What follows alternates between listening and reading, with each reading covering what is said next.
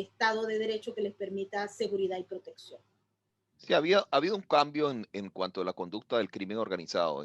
Hace 20 años, 30 años, el crimen organizado estaba presente en algunas zonas y en algunas campañas, pero no quería gobernar. Yo creo que esa es la gran diferencia, que ahora el crimen organizado le gusta gobernar, está activamente detrás del poder, como lo tenemos el caso de Venezuela, que está detrás de las Fuerzas Armadas, que está detrás del mismo tirano Maduro, de todo su círculo familiar, de todos los empresarios que están. Lo que tú dices del tema de Fede Cámara es muy interesante porque hay muchos empresarios que ya son empresarios corruptos del régimen que ahora están comprando las empresas para ellos operarlas porque les sirven de maquinaria de lavado. Lo que la gente no entiende es que no quieren producir, quieren lavar. Y obviamente, y lo que vemos, como mencionabas tú, y creo que ahí cerraríamos el tema de las pseudo negociaciones en Venezuela, yo en 2 años o en todo este tiempo he estado renuente a llamar eso, ese fantasma o ese espejo que camina, espejo del gobierno de Maduro, de la dictadura de Maduro, que solo existe en el Departamento de Estado, solo existe en los pasillos del Departamento de Estado. Eso es un bodrido que no existe en ningún lado y que lo que le ha hecho es daño a la posibilidad de Venezuela de generar una fuerza orgánica en la calle y no tienen transparencia. Sería bueno con transparencia decir dónde están los 87 millones de dólares que se destinaron a ese pseudo gobierno interino, dónde está la plata de Citgo y dónde está la plata que se han quedado de todos los corruptos que le han quitado el dinero, que se le dan a un tercero para que la administren para el funcionamiento de las embajadas y el funcionamiento de todo el costo exterior de este pseudo gobierno. ¿Dónde está la investigación cuando hay informes que dicen que hay un 98% de ineficacia en el otorgamiento de los recursos para los migrantes venezolanos? O sea que no es ni siquiera unos recursos que están ahí, son unos recursos para aliviar la pobreza, la persecución, a librar la vida de una cantidad de venezolanos, de casi 6 millones de venezolanos que se han ido del país. Entonces, ¿dónde está la transparencia? ¿Dónde están esos recursos? Y cada vez que alguno de nosotros criticamos eso, dicen que uno está del lado del gobierno, que uno no puede hablar de eso, que es mejor no meterse, que es mejor no. ¿Dónde está la plata que le dieron a uno de los candidatos, bueno, uno de los exgobernadores de Miranda que se la dio de Brecht? ¿Dónde está aclarar todos esos temas? Porque están financiando. ¿Dónde están los temas del financiamiento que se ha dicho varias veces de algunos de estos testaferros a Leopoldo y a otros de los miembros de la oposición? ¿Por qué no hablamos claro? Ese es un problema. Por eso yo creo que ninguna negociación en Venezuela va a tener ninguna viabilidad porque son tan malos en un lado como el otro. Es mejor que trabajar en las bases y generar un nuevo liderazgo porque este definitivamente no sirve. Pero bueno, vamos otra vez al tema de región que yo creo que se ha vuelto interesante en cuanto a este avance, como mencionaba Maybor, el tema en Brasil pareciera que el gran malandro de la construcción de una nueva masa corrupta en toda la región, que lo hizo de la mano de Odebrecht y de su relación con Chávez y de su expansión con Cuba, con el ideólogo del crecimiento del crimen organizado disfrazado de izquierda en Latinoamérica. Castro, eso es así, eso están avanzando este crimen organizado con una serie de caras supuestamente de izquierda. Sí, yo creo que ellos entendieron que Chávez abrió un modelo de un Estado criminal que utilizó la riqueza de un país, la destrozó, pero la dedicó a crear una estructura criminal que después, obviamente, en Brasil se desarrolló de una manera. Brasil no se convirtió en una dictadura, pero sí, digamos, desarrolló algunos métodos por un lado y por otro, que es otra de las preocupaciones tremendas, ¿no? Porque no solamente es el tema de la penetración de la política y a veces se termina convirtiendo en la corruptopolítica o la narcopolítica, sino también las estructuras judiciales. Es impresionante, por ejemplo, en Colombia, cómo los jueces, no hablemos de Venezuela porque Venezuela está cooptado todo aquello, pero en Colombia, por ejemplo, hay jueces que claramente están a favor de la FARC, ideológicamente están en la izquierda, ¿no? No hay, o sea, no hay un equilibrio. En Brasil ocurre lo mismo, es decir, ¿cómo es posible que los tribunales que condenaron a Lula da Silva por corrupción ahora lo están absorbiendo? Entonces, este es otro de los problemas tremendos que ellos han entendido, que el narcotráfico siempre entendió y que los criminales grandes entendieron, que también el control de la justicia es un elemento fundamental, ¿no? Para esta herramienta, pero definitivamente sigue habiendo un proyecto de poder, un proyecto de control, un proyecto utilizando, por supuesto, el antagonismo con Estados Unidos, o sea, toda la, digamos, la ideología, ¿no? Como que excusa las ideas, pero está avanzando. Mira, una de las cosas que muy poca gente sabe, cuando el Departamento de Estado estableció esa multa importante de $1.000 millones contra Odebrecht por todas las violaciones que había ocurrido, ¿no? Y hay una lista donde aparece, por ejemplo, que Venezuela pagó $100 millones y en diferentes países pagó una cantidad que más o menos alcanza 1.000 millones. O sea, el país donde Odebrecht realmente desarrolló la mayor corrupción a una escala mucho mayor de la que se desarrolló incluso en Brasil o en América Latina, fue en Venezuela. Mira, Odebrecht, por ejemplo, en Venezuela, el gran robo, ¿no? O la gran fechoría de Odebrecht en Venezuela fue que justificó una serie de contratos, múltiples contratos multimillonarios que fueron cotizados a muy bajo precio al principio para ganar las concesiones, pero luego fueron incrementados hasta 10 veces su valor, ¿no? Y hay casos concretos, por ejemplo, los puentes sobre el río Orinoco. Hay un contrato, por ejemplo, que costaba $900 millones, pero que terminó el Estado, el segundo sobre todo, perdón, el tercero. Entonces terminó pagando Venezuela $9.000 millones y el puente no se construyó. Y cada vez que venía un ministro de construcción o de infraestructura, ¿no? Y entre esos está Diosdado Cabello, hay varios generales, cada uno le metía por encima del presupuesto de Odebrecht, le metía 1.000 millones, 1.500 millones, 2.000 millones más.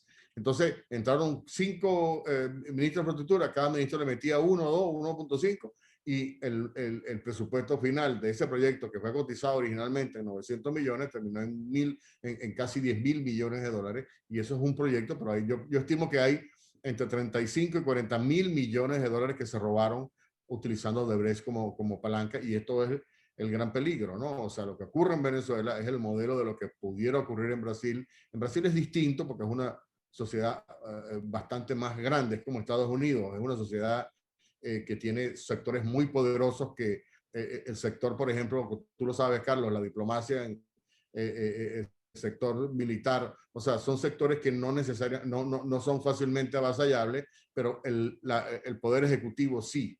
Y entonces ahí es donde ocurre, y naturalmente lo que se busca en estos regímenes es cambiarle la constitución. En Brasil no lo pudieron hacer, pero por ejemplo esa es la primera propuesta de Petro para Colombia. Vamos a cambiar la constitución en Colombia, y yo estoy seguro que lo que quiere es la reelección indefinida, como hizo Chávez, y cambiar elementos fundamentales de la estructura de lo que ha sido hasta ahora. Pero a mí lo que me llama la atención es cómo estas estructuras terminan básicamente perpetuando en el poder, ¿no? Y te comienzas a aliar, o sea, creas alianzas de las cuales ya no se puede uno despegar, ¿no? Por ejemplo, la alianza que tiene Nicaragua con Venezuela, con Cuba, aunque se muera Daniel Ortega, ¿no? Y la mujer, eso pudiera continuar porque hay unas asociaciones, como decía Maybor también, hay unas alianzas que han creado unos intereses que van a tratar de perpetuarse, ¿no? Lamentablemente, a veces con la ayuda o con la complicidad de empresarios locales. Eso ocurre, por ejemplo, en Nicaragua. Carlos, tú conoces muy bien el caso de Nicaragua. En Nicaragua los empresarios se aliaron. Claro, no me dejan hablar porque me demandaron y me persiguieron y me trajeron a todos los tribunales para tratar de... Pero muy bien, ¿no? Tú fuiste muy violento, muy valiente, perdón. Pero lo que te iba a decir, ¿no? Ahora, yo creo que hay un elemento fundamental. O sea, yo me pregunto en esto, ¿no? Yo como periodista, ¿no? Que también nosotros como periodistas hacemos este tipo de denuncias. Maybor hace un programa diario tratando de denunciar y probablemente no le alcanza el tiempo para decir las denuncias, y uno está totalmente... Pero no produce efecto, ¿no? Entonces, sin embargo, yo creo que es importantísimo el tema de la batalla de las ideas, ¿no? Yo creo que en ese terreno la izquierda continental ha dado la batalla, lo dio desde el principio. Cuba, eso fue su terreno de maestría, ¿no? Cómo vender la idea de que eran víctimas del embargo, ¿no? Víctimas de un bloqueo, perdón, a sabiendas de que eso no era exactamente verdad, no era cierto, ¿no? Y ese es un tema, yo creo que es importante, ¿no? Hay una lucha, no solamente a nivel político, judicial, de corrupción, de narcotráfico, también hay unas ideas, hay una batalla muy dura en las ideas, y esa batalla está teniendo éxito en Perú, porque yo creo que en Perú lo que ganó no fue naturalmente la calidad del candidato, que es muy pésima, sino las ideas que quiso transmitir, ¿no? Y al mismo tiempo hay un cansancio, porque también, yo no sé si para bien o para mal, pero los medios terminaron demonizando a la clase política, ¿no? Con razón, por supuesto, en muchos casos, pero la gente está cansada del estamento político en todos los países, y entonces se ha creado un caldo de cultivo donde cualquiera que pega dos gritos diciendo hay que lograr esto, hay que lograr lo otro, utilizando las ideas de la izquierda, tiene éxito. Eso es la cosa más sorprendente del caso de Pedro Castillo en Perú. Es una persona que ganó con todas las inconsistencias intelectuales que tiene ese personaje, ¿no? Ni siquiera tiene un conocimiento detallado, que va a dirigir, por cierto, los destinos de un país que hace poco tiempo fue el país más estable macroeconómicamente de toda la región. Perú ha tenido una economía muy estable, no sé ahorita cómo está, pero lo ha tenido, y esta persona viene porque ganó en el terreno de las ideas, ¿no? Y yo creo que esto es un terreno que está haciendo Petro en Colombia, está haciendo Lula, está haciendo constantemente López Obrador en México, es decir, y por supuesto la izquierda en los Estados Unidos. Están peleando en ese nivel, y ellos se dieron cuenta que cuando tú comienzas a ofrecer, ¿no? Utilizando la estrategia populista, a ofrecer cosas, la gente te sigue, ¿no? Y terminas haciéndote el poder de una manera sencilla, ¿no? En el caso, por ejemplo, de El Salvador, está ocurriendo eso. Y es una de las cosas donde yo creo que hay, sin decir que también, por supuesto, hay que combatir el crimen en estos países, pero allí es donde creo que hay una tarea donde poca gente está trabajando. No, que a mí me gustaría ser comunista o ser de estos movimientos de avanzada, progresista, moderna, latinoamericana, después de la invasión de ideas de Chávez, ¿no? Es un discurso de pobre, pero una vida de rico muy sabrosa. Todos viven muy bien, todos tienen mansiones, incluso en los Estados Unidos, todos les gusta comer bien, restaurantes privados, hoteles, avionetas, todas estas izquierdas de arriba en el poder, llegan al poder y se dan la vida de rico, manteniendo a todo el resto de los países pobres, oprimidos, perseguidos y manteniendo el discurso de pobre, claro, es el discurso que hay que seguir, ¿no? Esa es una gran tragedia que tiene esta región en este momento, ¿no? Exactamente. La Así izquierda es, caviar que llaman, ¿no? La izquierda caviar. Carlos, yo creo que deberíamos agregar un elemento que no hemos tocado y que ha sido importante observarlo en el caso de Perú, también en los otros casos de América Latina, pero es el fenómeno que también surge en la Venezuela de Hugo Chávez en el año 2004 y que se perfecciona como un producto de exportación. Me refiero al fraude electoral, me refiero a las famosas máquinas y los famosos software que transforman las elecciones, crean productos y crean votos que no existen y que a veces aumentan el padrón electoral sin la posibilidad de que se haga una auditoría para revisar si existen las personas que votaron o los muertos votan, como se ha hecho denuncias en el Tribunal de Perú. También ocurrió en Bolivia. Nosotros hemos tenido la oportunidad de conversar con muchos de los abogados que presentaron las denuncias y con una serie de matemáticos y auditores que tuvieron la oportunidad de revisar en la data y observaron que hubo elementos importantes de fraude electoral en Perú, no solamente en la segunda vuelta, que concluyó hace 2 días con la designación de Pedro Castillo como presidente electo, sino también en la primera vuelta. Hay denuncias serias con evidencias de fraude electoral en la primera vuelta y en la segunda vuelta, incluso para designar candidatos que sean fácilmente derrotables por o su historial de corrupción porque se requiere a un candidato que genere más odio y más discordia que simpatía, y en esa medida entonces se aplica la narrativa de la izquierda para lograr el objetivo. Perú es un modelo de eso. En Venezuela, ni hablar, lo hemos denunciado hasta el cansancio, y hay expertos que incluso han tenido la voz sobre este modelo de fraude electoral generado en Venezuela, en Caracas, y exportado a nivel mundial. Tenemos, por ejemplo, a Guillermo Salas, que ha estado en todos los escenarios posibles denunciando, y las evidencias están allí. Tengo también el caso de Bolivia, que es evidente, no solamente el del 2019, sino también el del año pasado, cuando el señor Luis Catacora entró a la presidencia con una serie de denuncias de fraude electoral que todavía los tribunales no les dan acceso. Se les niega y se les silencia a todos aquellos grupos que son capaces de hacer auditoría y que descubren las irregularidades que generan el fraude electoral, pero las instituciones como la Corte, el sistema o lo que son los centros electorales niegan la posibilidad porque forma parte de ese ensamblaje de mecanismos que tiene la izquierda.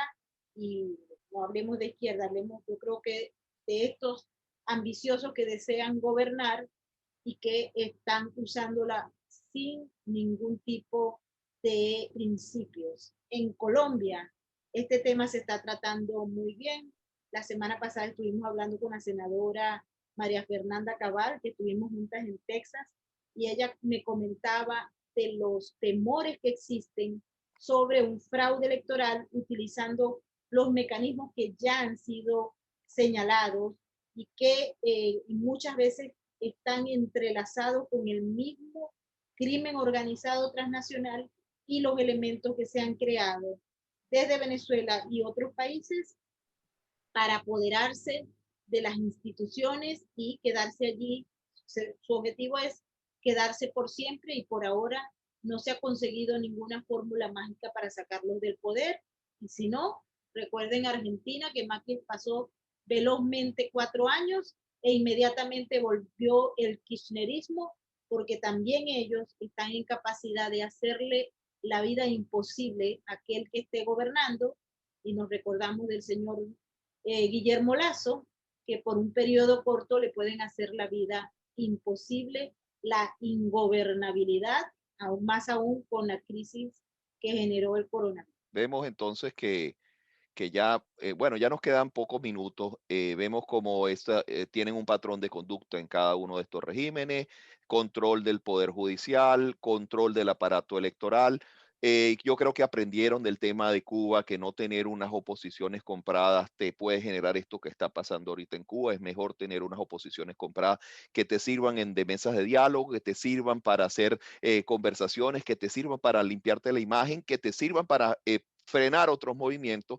Y además el tema ideológico, el tema del uso del mensaje, el tema del aprovechamiento de los espacios, y el tema después del control violento, como nos han mostrado en algunos de ellos, obviamente cada uno de ellos. Algo positivo, si ustedes fueran y los llama Biden y les dice, ok, ¿ahora qué hago con Venezuela? En 2 minutos cada uno, ¿qué hacemos con Venezuela? ¿Qué hacemos con la región? ¿Qué hacemos con esto? Bueno, yo te diría estas dos ideas. Uno es lo que decía antes, ¿no? El tema de la batalla de contenido, la batalla del lenguaje, la batalla cultural. Yo creo que allí hay un trabajo muy importante que hacer, porque mucha gente ha escuchado cosas, pero no ha visto evidencia. Yo creo que cuando se exponen los grandes temas en su mayor crudeza, esto causa un impacto un poco más duradero. Y es así, o sea, hay una campaña permanente. En Venezuela triunfó la izquierda demonizando la democracia, diciendo que eran unos matones, y ellos terminaron, y la gente terminó comiendo esa historia, aunque resultó que era, por supuesto, falsa, y ellos eran mucho peores. La otra cosa interesante que está ocurriendo es lo que está haciendo Estados Unidos, y lo que yo creo que pudiera ser una estrategia interesante, que es, otra vez, ¿no? Esa vieja máxima de follow the money. Yo creo que el lugar donde estas personas son más vulnerables, estos sistemas, es en el dinero. Hay, por ejemplo, una estrategia importante de varias agencias que están únicamente en este momento o más enfocadas con prioridad de encontrar las cuentas, los movimientos, las transacciones, los operadores, los testaferros, los lugares como están haciendo el dinero, ¿no? Para interrumpir esa... Y yo creo que hay un trabajo interesante también que pudiera hacerse de diferentes niveles, ¿no? Hay incluso iniciativas privadas para perseguir dinero, como las hay en este momento, producto de la corrupción, por ejemplo. Hay, por supuesto, grupos de periodistas importantes, y es un trabajo que Maybor hace, que nosotros hacemos, tratando de exponer siempre, ¿no? En estas instituciones bancarias, de esta manera ocurre, porque esto es el crimen y todas estas organizaciones políticas están evolucionando constantemente para tratar de salirse con la suya. Entonces, yo creo que esos son dos elementos interesantes que pudieran tener, digamos, resultados un poco más positivos si se quiere. Bien, recomendaciones concretas. Tema de las ideas, lucha por las ideas, centrar nuevas ideas y llevar esas ideas a la práctica. Seguir el dinero y sancionar y perseguir a los operadores para Poner, que no ¿no? tengan... Poner dónde está el dinero. Exponerlos, de saber dónde está, porque siempre buscan otras plataformas para utilizarlo, apoyar a los periodistas como ustedes, los investigadores, los que hacen realmente que sea posible exponerlo. Bien, Maybor, 2 minutos y ya cerramos contigo. Yo Muchas creo, gracias por su participación. pero yo creo que también, y si tuviese de verdad la actitud y el deseo Joe Biden de hacer algo por Venezuela, estaría el mantenimiento de las sanciones que las están levantando de manera paralela. Yo cortaría todo lo que son las agencias de lobby de todos los corruptos que están en Estados Unidos y aquellos que están afuera pero que quieren venir, para evitar que estos señores indeseables vengan y los que están aquí que sean judicializados, porque hay evidencia suficiente para probar que son culpables y que son unos vulgares ladrones corruptos que lavan el dinero en los Estados Unidos. También pecharía a todos aquellos abogados que prestan su servicio a los lavadores de dinero, a los asesinos, a los criminales, para lograr que la prensa se calle, porque eso es lo que hacen. Reciben millones de dólares para acosar a los periodistas que estamos defendiendo. Entonces debería de haber una orden ejecutiva para sancionar a esos escritorios jurídicos multimillonarios que reciben dinero del crimen organizado para callar a la prensa, para comprar políticos en el Congreso y en las gobernaciones y los estados, para evitar que los sancionen. Y también deberían sancionar a los políticos venezolanos que han utilizado el bienestar y la fortaleza de los Estados Unidos desde el punto de vista jurídico y desde la solidaridad con el pueblo venezolano para enriquecerse, y que están gastando el dinero que se robaron de todos los servicios que el gobierno de los Estados Unidos le brindó de buena fe para enriquecerse y vivir como unos dioses. Bueno, unas recomendaciones muy concretas, muy duras, muy aplicables de Castro y de Maybor. Una discusión que podemos seguir por horas, pero los invito a que se queden después viendo Sin Filtro con Maybor, que es uno de los programas más importantes o el más importante de denuncias que hay en el momento, y que la siguen tratando de bloquear en todos lados y ahí sigue. Castro, Maybor, a todos ustedes que nos han visto hoy, muchísimas gracias.